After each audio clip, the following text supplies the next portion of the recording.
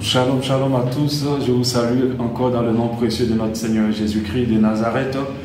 Je suis très heureux encore de vous retrouver ce dimanche pour donner la parole du Seigneur par rapport à notre culte de louange et de célébration à l'Éternel des armées. Je bénis toujours Dieu pour vos vies, je prie pour vous et je prie vraiment pour que chacun de vous puisse grandir dans la croissance et dans la connaissance du Seigneur et que Dieu se souvienne vraiment de vous dans tout ce que vous lui demandez. Je bénis Dieu vraiment pour la grâce qui me fait aussi d'être un instrument qui va être utilisé pour votre édification ce matin. Nous allons continuer vraiment notre enseignement sur ce qu'on avait dimanche passé. Je bénis Dieu pour mon épouse, je bénis Dieu aussi pour les ouvriers qui, en mon absence, par la grâce de Dieu, sont en train de faire un travail formidable. Que Dieu vous bénisse, qu'il se souvienne vraiment de tout ce que vous faites et que sa grâce et sa faveur demeurent vraiment sur vous, au nom précieux de Jésus-Christ de Nazareth. Aujourd'hui, nous allons continuer notre enseignement. Nous allons continuer ce que nous avons vu dimanche passé sur c'est Dieu qui fait croître, c'est lui qui élève et c'est lui encore qui rabaisse. C'est un message très puissant. J'espère que le dimanche passé, ça vous a fait du bien, ça vous a permis de comprendre des choses importantes par rapport à la parole de Dieu. 1 Corinthiens 3, 4, on va relire ce verset pour mieux nous mettre dans le contexte du message. Ce verset dit au verset 4, quand l'un dit « Moi je suis de Paul » et un autre dit « Moi je suis d'Apollos », n'êtes-vous pas des hommes? Au verset 5, qu'est-ce que donc Apollos et qu'est-ce que donc Paul? Et c'est des serviteurs par le moyen desquels vous avez cru, selon que le Seigneur l'a donné à chacun. Donc Dieu exprime clairement que nous sommes que des instruments. Il a dit au verset 6, j'ai planté, c'est l'apôtre Paul qui le dit, Apollos a arrosé, mais c'est Dieu qui fait croître.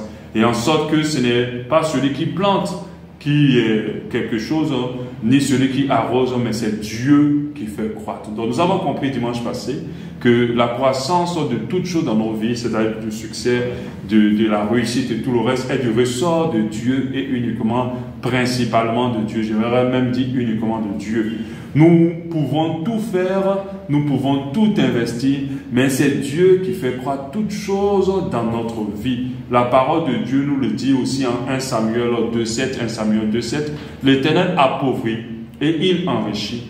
Il abaisse et il élève. C'est-à-dire c'est Dieu qui appauvrit et c'est Dieu qui enrichit. C'est Dieu qui abaisse et c'est Dieu qui élève. Au verset 8, de la poussière, il retire le pauvre du fumier, il relève l'indigent pour le faire asseoir avec les grands et il leur donne en partage un trône de gloire, car à l'Éternel sont la colonne de la terre et c'est sur elle qu'il a posé le monde. Donc ça veut dire c'est Dieu qui élève, même il peut prendre quelqu'un de pauvre et l'amener dans une autre dimension. Il peut prendre quelqu'un de riche aussi et le rabaisser. C'est lui qui fait toutes choses. Pour nous dire clairement que c'est lui qui fait croître. Quand nous avons compris que c'est Dieu qui fait croître, comme je l'ai dit dimanche passé, nous posons alors notre espérance sur notre confiance en Dieu. Nous réalisons que nous ne pouvons rien de nous-mêmes et que c'est Dieu qui nous permettra d'y arriver. En deux, nous savons nous humilier face à Dieu et nous comprenons que nous dépendons de lui. En trois, nous ne perdons pas pied lorsque les choses ne marchent pas. Nous ne perdons pas confiance en nous lorsque nous avons fait beaucoup et que les choses n'ont pas avancé. Nous continuons parce que nous croyons que c'est Dieu qui fait croître. En quatre, nous développons la patience pour les promesses de Dieu. Nous savons attendre le temps de Dieu. En cinq, et nous ne sommes pas frustrés ou confus quand, malgré tous nos efforts, les choses n'évoluent pas. En six, nous développons un cœur d'action de grâce, un cœur de reconnaissance envers Dieu parce que nous pouvons dire que si nous sommes à ce stade-là, c'est grâce à Dieu. En 7, nous apprenons à laisser la croissance de toutes choses entre les mains de Dieu et savoir se retirer à ce niveau-là. Et nous ne nous disons pas que c'est nous qui devons tout faire pour faire croître. Beaucoup de personnes sont frustrées parce qu'ils pensent que c'est par leurs propres efforts que les choses vont changer et que les choses vont évoluer. Quand tu fais cela, tu te mets à la place de Dieu parce que c'est Dieu qui fait tout croître dans notre vie. Mais, il y a un mais. Mais est-ce que cela veut dire que nous n'avons rien à faire par rapport à la croissance des choses dans nos vies? Est-ce que cela veut dire que nous n'avons pas de responsabilité ou de rôle à jouer par rapport à ce que les choses marchent dans notre vie pour notre succès, notre réussite, notre expansion, notre épanouissement? Ma réponse est bien sûr si nous avons évidemment quelque chose à faire parce que le verset nous fait comprendre que nous devons planter et quelqu'un va arroser. Alléluia. Comme l'a dit l'apôtre Paul, j'ai planté, Apollos a arrosé, mais c'est Dieu qui fait croître. Donc voici une clé importante de la réussite selon Dieu, bien sûr, parce qu'il y a la réussite selon les hommes, mais une clé importante de la réussite selon Dieu. Nous allons voir aujourd'hui dans ce culte spécialement en quoi consiste le fait de dire j'ai planté et en quoi consiste aussi Apollos a arrosé. Commençons avec le j'ai planté. L'apôtre Paul a dit clairement, j'ai planté. Nous devons comprendre que c'est Dieu qui fait croître, mais il fait croître ce qu'on a planté.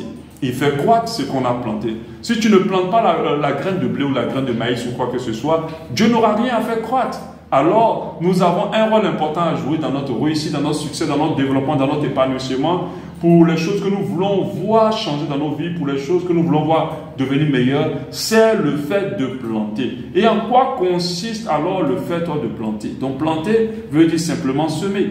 Planter veut dire simplement semer. Et nous savons que la semence fait partie des principes importants de Dieu pour la réussite et bien sûr pour la prospérité. Je rappelle que nous sommes dans cette année, notre thème de l'année c'est prospérer à tout égard comme l'état de notre âme, parce qu'il faut le compléter, comme l'état de notre âme.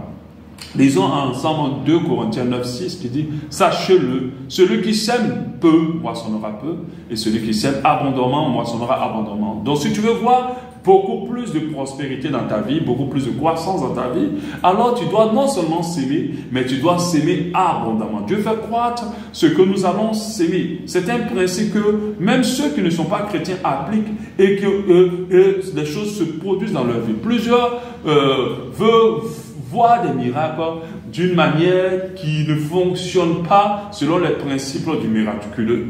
Tu veux un miracle pendant que tu n'as rien sémé. Tu veux obtenir des choses pendant que tu n'as rien sémé.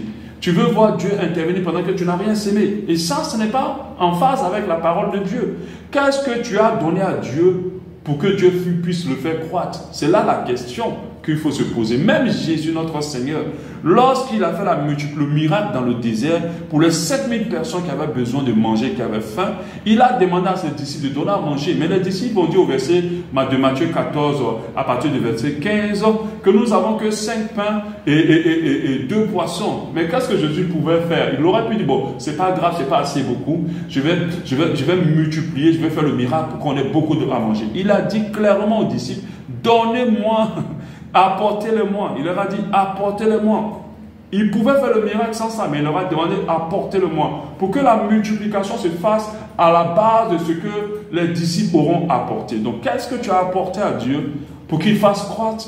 C'est pour ça que faisons très attention. Les chrétiens sont rentrés dans une phase d'être trop spirituels et qu'ils ont oublié qu'il y a des principes importants, des principes plutôt importants pour voir Dieu se manifester et agir dans notre vie.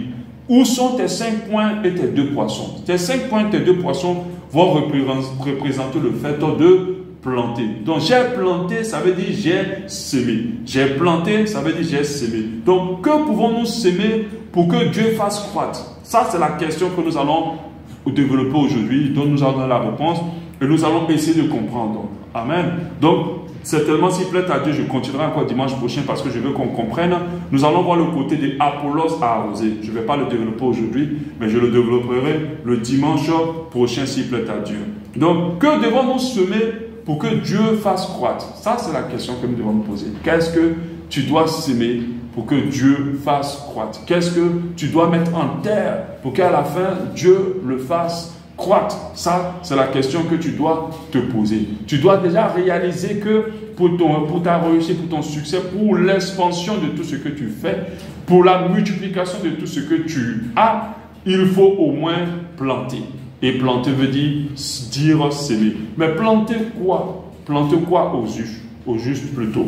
Nous avons, dans mes recherches, on peut planter énormément de choses, mais je me suis permis de parler de 5 choses importantes que nous devons semer pour que Dieu fasse croître. 5 choses importantes que nous devons semer pour que Dieu fasse croître plutôt.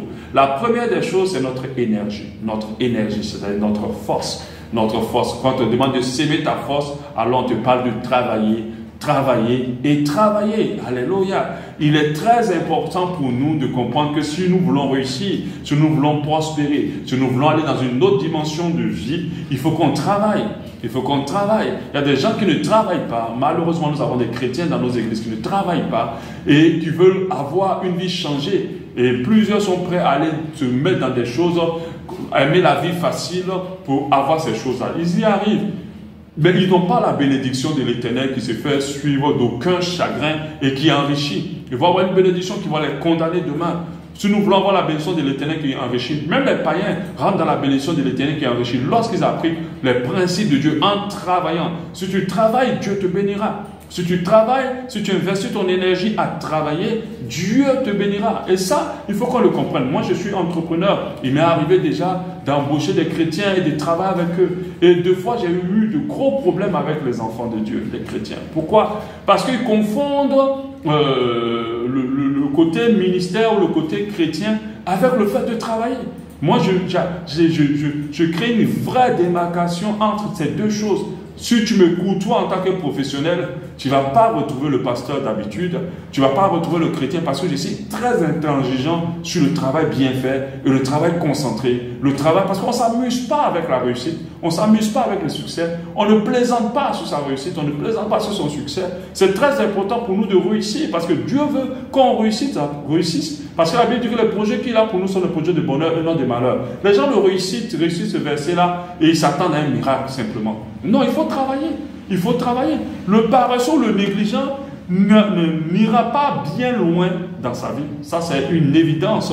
Nous devons faire comprendre aux chrétiens que le travail paye. Le travail nous amène dans la croissance. Le travail nous conduit à l'abondance. Le travail nous conduit à la richesse. Malheureusement, ceux du monde ont compris. Ils travaillent énormément et ils possèdent pratiquement tous les biens de nos nations. C'est eux qui ont plus de pouvoir. C'est eux qui nous imposent tout le reste. Je ne suis pas en train de dire qu'il faut leur faire de la concurrence, mais je suis en train de te dire à toi, tu peux réussir, tu peux atteindre une dimension de richesse, tu peux soutenir l'église du Seigneur et l'œuvre de Dieu avec ta richesse. Tu peux vivre même mieux. Tu peux par ta richesse même convertir des gens parce que lorsqu'ils verront dans quel niveau tu es arrivé. Moi aujourd'hui, ce sont les enfants de Dieu qui retournent dans l'apostasie parce que malgré toute leur foi, leur vie ne change pas et ils sont obligés de faire les choix des gens du monde pour réussir. Alléluia. Donc, nous devons s'aimer notre énergie. Tous les matins, tu te lèves avec une force. Mais cette force-là, ce n'est pas pour que tu t'asseyes sur Facebook, ce n'est pas pour que tu t'asseyes devant la télé, ce n'est pas pour que tu ailles manger, mais c'est pour que tu travailles afin que tu puisses avoir de la richesse. Donc, il ne faut pas négliger cela. La parole de Dieu nous dit en Proverbe 6,6, va vers la fourmi paresseux, considère ses voies et devient sage. Elle n'a ni chef, ni inspecteur, ni maître. Il y a des gens qui ne travaillent pas parce qu'il n'y a personne pour leur dire de travailler. Dès que le patron n'est pas là-haut, dès qu'une personne qui les bouge pour travailler n'est plus là, ils sont paresseux, ils sont négligents. La souris n'a ni chef, elle n'a ni inspecteur, ni maître. C'est-à-dire qu'il n'y a personne qui lui dit lève-toi pour travailler. Lève-toi pour faire telle chose. Lève-toi pour investir dans ton temps à pouvoir faire réussir ta vie. On ne dit pas ça à la souris, mais la Bible dit, elle prépare en été sa nourriture. Elle amasse pendant la moisson, verset 8, de quoi manger, verset 9. Paresseux, jusqu'à quand seras-tu couché? Quand te leveras-tu de ton sommeil? Un peu de sommeil, un peu d'assouplissement, un peu croiser les mains pour dormir. Et la pauvreté te surprendra comme un rôdeur et la disette comme un homme en armes. Donc tu dois comprendre qu'il est très important pour toi, comme la fourmi, tu n'as pas besoin de quiconque te pousse, te mène. Tu peux te lever et travailler. Et si tu travailles, tu te donnes la capacité de rentrer dans le succès. Le succès n'est pas un hasard. Ça, je vais encore le répéter. Le succès n'est pas un hasard, ni une histoire de coup de chance non plus. C'est Dieu qui fait croître. Tous ceux qui réussissent ont sémé quelque chose que Dieu a fait croître. Tous ceux qui sont arrivés dans la réussite, je ne parle pas de ceux qui ont reçu selon Dieu. Je ne parle pas de ceux qui sont allés pour faire sacrifice de quelqu'un comme cette vidéo que j'ai vue récemment sur Facebook. Ce papa, c'est quoi? C'est cette semaine. Il s'apprêtait à sacrifier sa fille et la fille ne savait rien de tout cela. Elle était assise dans le salon du féticheur et elle ne savait pas que le papa l'avait emmenée pour la tuer. Le papa était déjà en pagne blanc, torse nu. J'étais déjà en train de faire le rituel. Heureusement que le féticheur avait une bonne conscience. C'est lui qui a appelé la police. et la police est venue retrouver le papa dans la cour quand ils ont retrouvé le papa, ils sont rentrés dans la maison. La petite fille était toute assise, innocente. Mon papa m'envoie quelque part, je n'ai pas à m'inquiéter. Et on explique à la petite, mais ton papa t'a emmené là pour te sacrifier. Elle était là, elle ne comprenait rien. C'était une petite fille de 19 ans. Elle ne savait pas qu'elle devait être un instrument de richesse pour son papa. Malheureusement, heureusement, grâce à Dieu, cette petite a été sauvée. Cette petite a été sauvée. Je parle du fait que quand nous suivons vraiment les voies de Dieu, en investissant notre énergie pour les choses que nous voulons, dans lesquelles nous voulons réussir, Dieu nous fait réussir. Regardez le petit Malien. Bon, on va le dire Malien parce que vous me suivez au Gabon, mais regardez les petits commerçants. Ils investissent leur énergie, ils vont rester sur le soleil, à travailler, à faire ci, à faire cela. Mais la majorité d'entre eux qui ont des magasins partout, qui voyagent partout, allez à l'aéroport de Libreville, prenez les vols pour n'importe quelle destination, ils sont remplis à l'intérieur, ils font du commerce international. Mais ils ont commencé par quoi? Avant des lotus dans la rue, ils ont commencé à vendre de l'arachide dans la rue, ils ont travaillé dur, puis un jour, Dieu a fait croître l'investissement de l'énergie qu'ils ont mis dans toutes ces choses-là. Et c'est pour cela que ces personnes sont dans cette dimension aujourd'hui. C'est elles qui font la pluie, le beau temps dans nos différentes nations. Alléluia. Parce qu'elles ont compris l'importance d'investir notre énergie dans le travail. Donc, la parole de Dieu nous dit un peu de sommeil, un peu d'assouplissement, un peu croiser les mains pour dormir, et la pauvreté te surprendra comme un rôdeur, et la disette comme un homme en armes. Donc, ça veut dire que si tu n'investis pas ton temps à travailler, et que tu n'accordes pas de l'importance au fait d'investir l'énergie que tu as tous les jours dans le travail, mon frère, ne t'attends pas, ma soeur, à ce que Dieu fasse croître. Il y a des gens aujourd'hui qui disent « Oh, mon oncle, il est mauvais parce qu'il aurait pu me mettre à la police, parce qu'il aurait pu me permettre de gagner un concours. Il n'a pas fait pendant qu'il a aidé les gens dehors. » Mon frère, ton succès, ta réussite, ne dépend pas de ton oncle, ni de quiconque. Elle ne dépend pas de cela. Si tu as la force, tu as la santé, tu as l'énergie, sache que tu peux toi-même être un instrument pour ta réussite et ton épanouissement. Ça, c'est une chose qu'on doit dire aux enfants de Dieu. Ou bien il y a des gens qui vont passer le temps à prier, à jeûner, à prier, à jeûner, parce qu'on leur a dit une prophétie. Dieu me dit que tu vas voyager, tu vas faire ça, tu vas faire ça. Et on s'attend à un miraculeux qui ne va jamais venir parce qu'on ne travaille pas. On ne se lève pas pour s'investir dans les choses qui vont nous faire avancer. Donc, très important pour toi d'investir ta santé, ton énergie dans le travail. Quitte même à faire un boulot qui n'est pas peut-être honorable. On commence toujours bas et puis Dieu nous élève. Celui qui accepte de se rabaisser se met dans la main de Dieu pour l'élévation. Donc, c'est très important pour nous de commencer bas et de pouvoir travailler. Donc, tu dois investir ton énergie dans le travail, mais pas que dans le travail aussi. Quand je parle de l'énergie, investir en énergie, c'est aussi dans l'apprentissage. Le fait de te faire former, c'est très important. D'apprendre aussi des choses qui vont te permettre que Dieu fasse croître et qu'un jour tu puisses réussir. D'autres ne le comprennent surtout pas. Ils s'attendent au miraculeux. Sortez de ces genres de pensées-là. Si Dieu te donne la santé, si tu as 2 pieds, 2 mains, alors tu peux réussir. Il y a même des gens, ici à Abidjan, je vois des personnes qui ont même, il y a un qui est assis, il y a un monsieur qui est assis en face d'un grand supermarché qui est complètement handicapé, mais il fait de la peinture et il va les vendre au bord du supermarché. Il fait de la peinture. Mais ce jeune homme-là, il travaille. Il travaille et Dieu le bénira. Alléluia. Donc il faut que tu investisses ton énergie à travailler. Et tu vas voir comment Dieu va croître. Quand tu sèmes ton énergie dans ce qui est utile, et quand tu ne vas pas le mettre peut-être à t'asseoir, à critiquer, à calomnier, à passer 2 ou 3 heures sur Facebook ou sur les statuts des gens, à passer 4 heures devant la télé, à faire un marathon de séries sur Netflix. Moi, ces choses-là, déjà Facebook, je l'ai enlevé sur mon téléphone.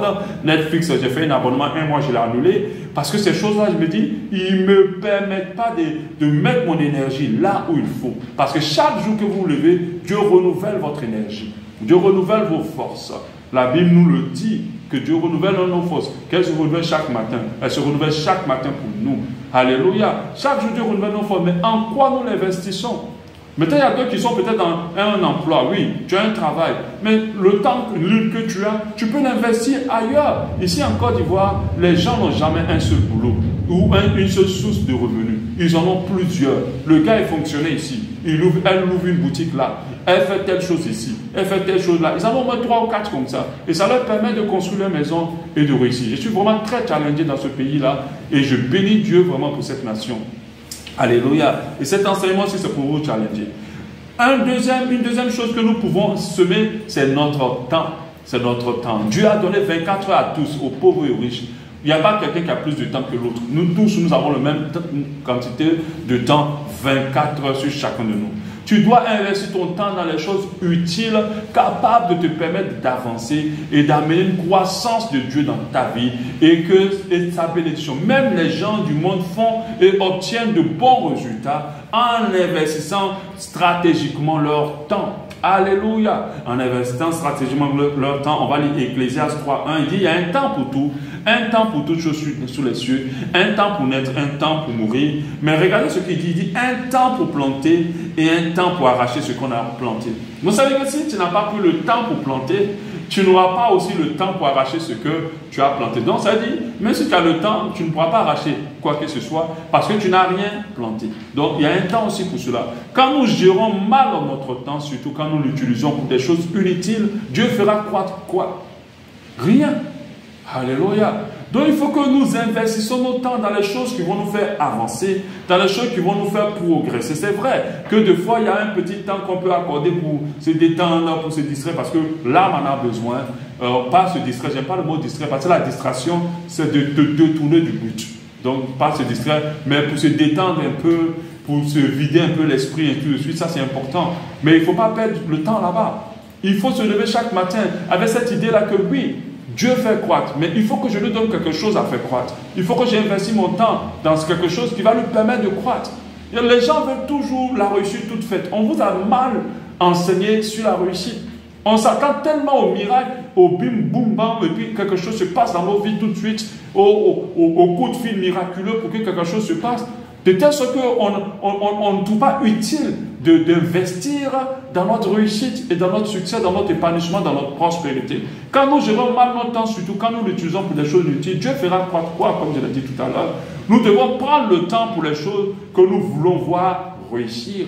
Nous devons prendre le temps pour les choses que nous voulons voir réussir. Même pour les relations que nous estimons être importantes. Même pour les relations que nous estimons importantes. C'est-à-dire nos enfants. Tu ne vas pas avoir du temps pour tes enfants. Et puis après, tu veux avoir des enfants qui sont attachés à toi, qui écoutent ce que tu dis, qui ont une bonne éducation, qui sont bien, qui ont un bon comportement. Ah mais non, ce n'est pas possible. Dieu va faire croître quoi? Qu'est-ce que toi tu as investi sur tes enfants pour que Dieu permette que tes enfants soient mieux et soient de bonne éducation? Tu n'as pas investi ton temps sur eux.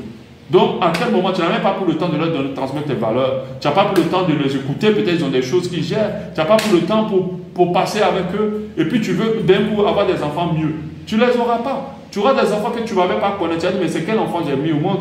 Parce que tu n'as pas pris le temps. Le temps pour notre conjoint. Tu veux que ton conjoint t'aime, qu'il t'accorde de l'attention, de la valeur. Mais tu n'as pas le temps pour lui. Mais pour elle aussi. Quelle relation vous allez avoir? Vous n'aurez pas une meilleure relation. Pour les amitiés, toi tu es tout là, tu n'as pas le temps pour les gens, tu n'appelles pas les gens, tu ne les visites pas, tu ne te soucies pas de tes amis, et puis après c'est toi qui pleures toujours que tu es seul, que personne ne t'aime, tu es seul dans la vie, mais tu investis quoi dans tes amitiés? Tu n'investis rien dans tes amitiés, ton temps tu ne l'utilises pas pour eux, tu ne l'utilises pas pour les gens. Vous savez, dans la vie où on est là, quand quelqu'un n'a pas ton temps là, toi aussi il ne faut pas avoir son temps. Parce qu'on va perdre notre temps, investir notre temps dans les personnes qui n'ont pas notre temps. Ceux qui n'ont pas notre temps, là, vont nous faire perdre du temps. Alléluia. Si quelqu'un n'a pas ton temps, tu n'as pas son temps aussi. Tu gères ton temps, tu investis ton temps sur ceux qui ont ton temps. C'est ceux-là qui vont te faire avancer. Parce que ceux qui n'ont pas ton temps vont te faire souffrir et vont te faire perdre le temps inutilement. Donc il faut comprendre. Certaines personnes n'accordent pas assez de temps aux choses qu'ils aimeraient voir réussir et ils s'étonnent que ces choses-là ne croissent pas ou que ces choses-là soient détruites. Qu'est-ce que Dieu va faire croître si ton temps n'est pas investi dans les choses utiles? Si tu ne prends pas le temps pour quelque chose, cette chose ne peut pas aller quelque part. Elle va rester là où tu l'as laissée. Elle ne va pas évoluer. Il y a des gens qui veulent seulement que tout marche vite, vite. Mais pendant ce temps-là, quel temps ils y accordent? Rien. Ils n'accordent pas du temps. Si tu veux voir quelque chose croître, investis du temps et tu as plus de grâce de voir ces choses réussir. Alléluia. Quelle autre chose qu'on peut investir en 3? Notre argent et nos biens, notre argent et nos biens. Oui, notre argent peut être investi pour que nous puissions voir des choses se produire dans notre vie, pour notre richesse, notre croissance, notre succès, notre élévation.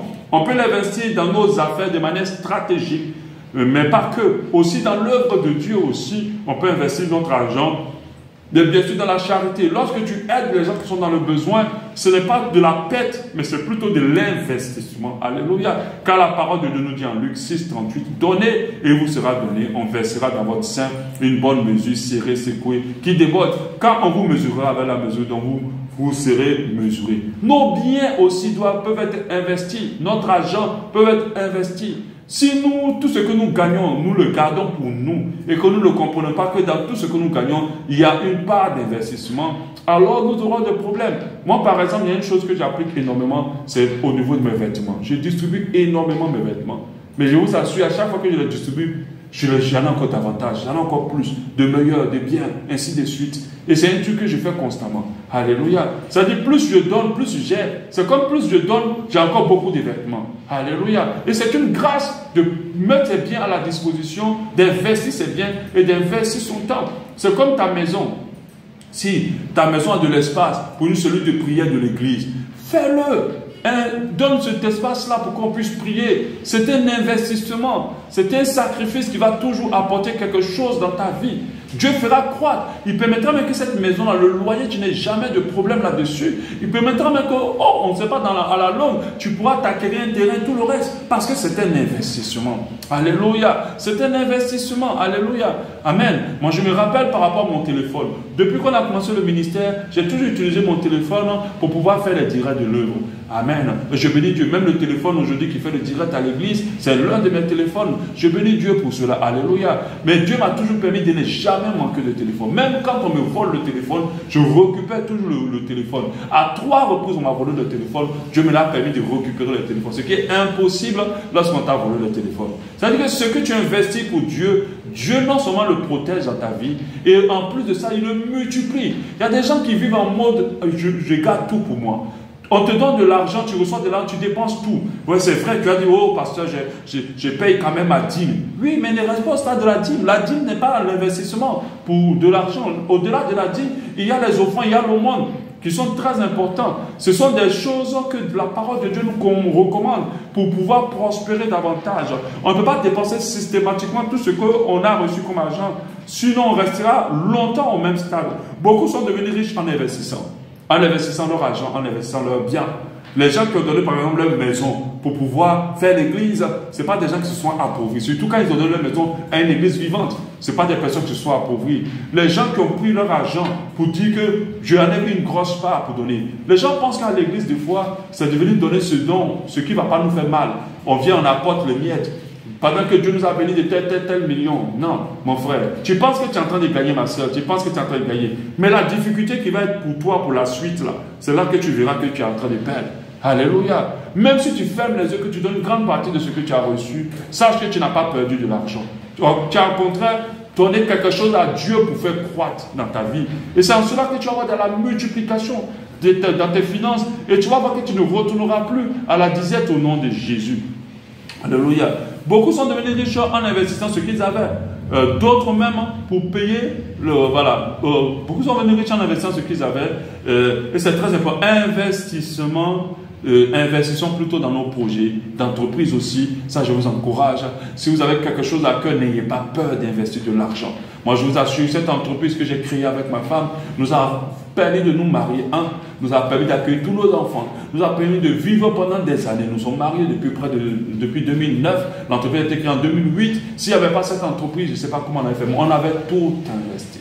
On avait mis notre temps, nos biens, nos moyens. Même le ministère, cette assemblée, au début, c'était notre maison qui avait été investie. On a notre salon et tout le reste qu'on donnait, nos splits et tout le reste. Cette église dans laquelle vous êtes, ce n'est pas pour dire que voilà ce que j'ai donné, mais tous les splits qui sont à l'intérieur, ce sont nos splits, la majorité des splits, les 4 ou 3 splits, c'est nos splits de maison qu'on a donné à l'église, qu'on a donné normalement. Il y a certains meubles aussi qu'on a donné parce que c'est un investissement, ce n'est pas une perte en réalité. Et Dieu nous les rend au centuple et Dieu nous permettra de prospérer au nom de Jésus. Il nous permet vraiment de, même si on dit qu'on est dans des difficultés financières, il y a des niveaux qu'on n'atteint plus. Il y a des niveaux de vie qu'on ne perd plus. Alléluia, parce que nous avons su investir. Qu'est-ce qu'on peut encore investir pour que Dieu fasse croître? C'est notre amour pour les gens. Notre amour pour les gens. Alléluia. Beaucoup veulent être aimés et avoir de bonnes relations basées sur l'amour, mais sauf qu'ils ne sont pas en mode on doit m'aimer. Sauf qu'ils sont plutôt en mode on doit m'aimer et on ne m'a pas assez aimé. Mon frère, etc., etc. Si tu veux être aimé, il faut aimer. Alléluia. Il faut apprendre à investir de l'amour. Alléluia. Sache que ceux qu'on aime beaucoup sont ceux qui ont appris à aimer beaucoup les autres. Alléluia. Ceux qui savent aimer les autres sont beaucoup aimés. Même quand ils meurent, tout le monde a mal au cœur parce que ces personnes-là ont su aimer les autres. Et toi, tu es toujours en mode on doit m'aimer. On ne m'a pas assez aimé. On m'a rejeté. On ne m'a pas fait. On ne m'a pas. Mais à quel moment toi tu donnes l'amour? Alléluia. Tant que tu seras en mode individualiste, tu seras peu aimé. Tant que tu seras dans ce mode-là où tu ne donnes pas l'amour véritablement, tu seras peu aimé. Alléluia. Tu auras ce que tu sèmes, c'est ce que nous dit la parole de Dieu. Si tu veux être aimé, alors aime. Si tu veux être aimé, alors aime.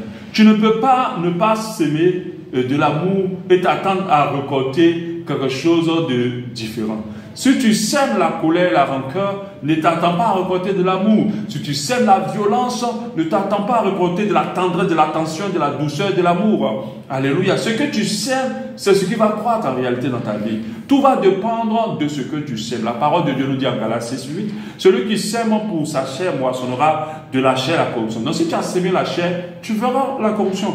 Mais si tu sèmes pour l'esprit, celui qui sème pour l'esprit moissonnera la vie éternelle. Donc ça veut dire que si tu marches par l'esprit, si tout ce que tu fais, tu te laisses conduire par l'esprit, la vie éternelle sera ton partage. Et c'est ce que Dieu va multiplier dans ta vie.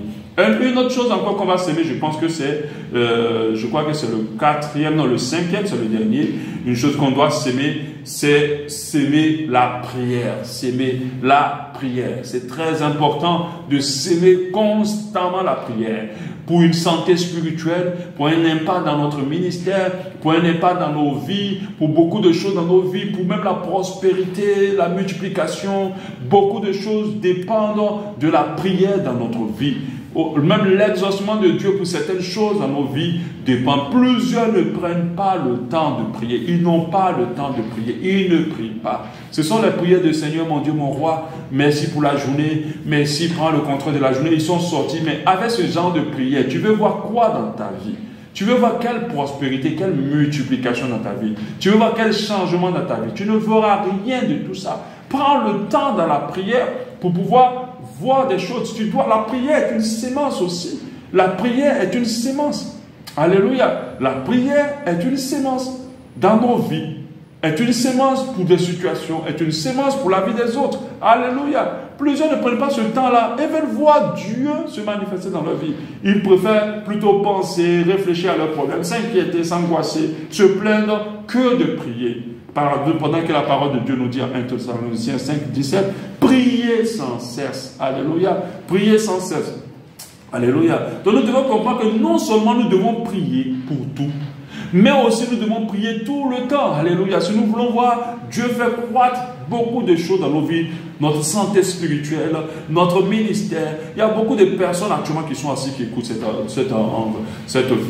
enseignement, qui écoutent cet enseignement sur YouTube, qui n'ont pas de vie de prière du tout et qui ont des vies spirituelles tellement complexes et compliquées. Mais ce n'est pas la prière que les choses vont changer. Ce n'est pas la prière que les choses vont évoluer. Ou des situations qui ne changent pas. Tu es là, tu as un problème d'argent depuis près de 2 semaines, mais tu n'as jamais prié pour ça. Tu n'as même pas ouvert la bouche, Seigneur, bénis-moi, fais quelque chose, parce que là j'ai des difficultés par rapport à mes finances, je veux que tu fasses quelque chose. Dieu répond toujours. Dieu veut que nous sortions de nos problèmes financiers. Il a dit, ne vous inquiétez de rien, mais en toute chose, apprenez à prier. Alléluia. Et ça, c'est très important pour toi et pour moi aussi de le comprendre. Que ça ne sert à rien de réfléchir, de retourner sa situation dans son cœur. Ça ne sert à rien déjà de fait d'avoir de l'anxiété, de l'angoisse. Il faut savoir prier. Non seulement la prière nous décharge de toute la peur, les inquiétudes, mais elle nous permet de voir Dieu se manifester. Si tu ne sèmes pas la prière dans ta vie, mon frère, ma soeur, il y a peu de choses que tu verras de Dieu, non seulement dans ta vie, dans ton ministère, dans ta famille, dans ton foyer, dans beaucoup de choses. Il y a beaucoup de choses qui ne se passeront pas de ta vie. Il y a plusieurs choses qui ne se passeront pas. La parole de Dieu nous dit en Jean 16, 24, jusqu'à quand? Jusqu'à présent plutôt, vous n'avez rien demandé à mon nom. Demandez et vous recevrez avec votre joie parfaite. Alléluia. Dieu sait que tu as besoin de certaines choses. Dieu voit que tu n'as même plus d'argent. Dieu voit que ton frigo est vide. Dieu voit que tu es malade. Dieu voit que tu as des besoins. Dieu voit que tu veux avoir ta maison. Dieu voit que tu as soif d'élévation par rapport à certaines choses. Dieu voit que tu veux te marier. Mais il a besoin que tu pries. Il a besoin que tu pries. Il a besoin que tu pries. Il a besoin que tu ouvres la bouche pour lui demander. Parce qu'il ne va pas venir te donner les choses pour lesquelles tu ne pries pas. Il ne va pas venir te accorder les choses pour lesquelles tu n'as pas semé. Semer peut-être dans ton énergie, semer peut-être par votre amour, mais semer aussi dans la prière. Il ne va pas te les accorder. Il ne va pas venir te donner quelque chose pour lequel tu n'as pas prié. Et en plus de ça, Dieu veut que tu insistes là-dessus tous les jours. Il y a des gens qui se lèvent et puis une fois ou deux fois, et puis c'est fini, ils sont découragés. Dieu n'a rien fait. Alors j'ai prié pour ça. Tu as prié pour ça. Est-ce que tu as continué à prier pour ça? Tu dois prier jusqu'à ce que tu vois. Tu dois prier jusqu'à ce que Dieu se manifeste. C'est en cela que tu verras. Parce que la semence, lorsque tu mets une graine dans le sol, tu ne t'arrêtes pas là. Tu ne t'arrêtes pas là. Alléluia. Tu ne t'arrêtes pas là. Tu continues à semer. Alléluia. Tu continues à semer pour que quelque chose se passe. Dieu sait que tu as besoin de toutes ces choses. Mais tant que tu ne sèmes pas la prière, tu ne vas rien récolter de la part du Seigneur. Parce que la prière, le moteur avec la foi, bien sûr, parce que la prière est une démonstration aussi de la foi. C'est une manifestation. Alors, lorsque nous prions, nous avons la foi. En fait, quand nous prions, nous croyons que Dieu peut exaucer. Alléluia. Donc, la prière aussi est une manifestation de la foi. Et la foi est le moteur d'exaucement de Dieu. Ça veut dire plutôt le carburant dans le moteur d'exaucement de Dieu. Et c'est très important. Donc, avant de terminer, nous avons vu la cinquième chose qu'il faut investir. Avant de terminer, nous allons lire un verset important, 2 Corinthiens 9, 10, que nous dit celui, c'est-à-dire il parle de Dieu, qui fournit de la sémence au semeur et du pain pour sa nourriture, vous fournira et vous multipliera la semence et il augmentera le fruit de votre justice. Et vous serez plutôt de la sorte enrichi à tout égard pour toute espèce de libéralité qui, par notre moyen, feront offrir à Dieu des actions de grâce. En fait, ce verset est en train de dire que c'est Dieu même qui te donne tout ce que tu vas semer. Alléluia. Il dit, il fournit la sémence au semeur. Il dit, il vous fournira de la nourriture et il multipliera la semence, il augmentera le fruit de votre vie. Donc, ça veut dire, c'est Dieu qui nous donne même ce qu'on a à investir. Alléluia. C'est Dieu qui nous l'accorde. C'est lui qui nous donne du temps. C'est lui qui nous donne la force. C'est lui qui nous donne de l'énergie. C'est lui qui nous donne le moyen de prier. Qui nous donne la capacité de prier par l'esprit. Mais tout ce qu'il nous donne, c'est pour que nous puissions l'investir. Dans tout ce que tu reçois de Dieu, il y a une partie d'investissement. Il y a une partie que tu dois planter. On ne plante pas le café ou bien le cacao et puis après quand on va à la récolte, on mange tout. Non, si tu manges tout, ton champ s'arrête là. Alléluia, ton champ s'arrête là. Ton champ s'arrête là et ta richesse s'arrête là. Tu dois toujours enlever une partie qui doit être réinvestie. C'est-à-dire que même quand tu manges la mangue, il y a le noyau, tu ne vas pas essayer d'écraser, le faire une purée puis manger. Tu manges tout ça, dans tout ce que tu as, il y a une part de sémence. Et c'est très important. Donc ce verset-là nous fait comprendre que Dieu, c'est lui qui nous donne de la semence et c'est lui qui nous permettra de semer. Cela nous permet encore d'être humble et d'être simple. Donc ce que tu dois retenir dans ta multiplication, dans le fait que Dieu fasse croître, c'est lui qui a la responsabilité de faire croître. Nous ne pouvons pas nous vanter. C'est pour ça qu'à chaque fois qu'on te demande comment tu as fait, tu dis vraiment, si j'ai fait des choses, j'ai fait ci, j'ai fait ça, mais je sais que c'est la grâce de Dieu qui m'a permis d'atteindre cette dimension-là. Parce que c'est par sa grâce que tout va croître. Parce qu'il y a des gens qui travaillent et qui n'ont pas plus que toi. Qui n'ont pas plus que toi, qui ne travaillent pas autant qu'eux. Nous devons retenir que c'est Dieu qui fait croître. Mais pour faire croître, Dieu a besoin que tu plantes. Il a besoin que tu plantes. Et nous avons vu que planter, c'est semer. Et nous avons vu tout ce que nous devons semer pour que Dieu fasse croître. Dimanche prochain, s'il plaît à Dieu, je continue bien sûr. Nous allons voir ce que signifie Apollos à arroser.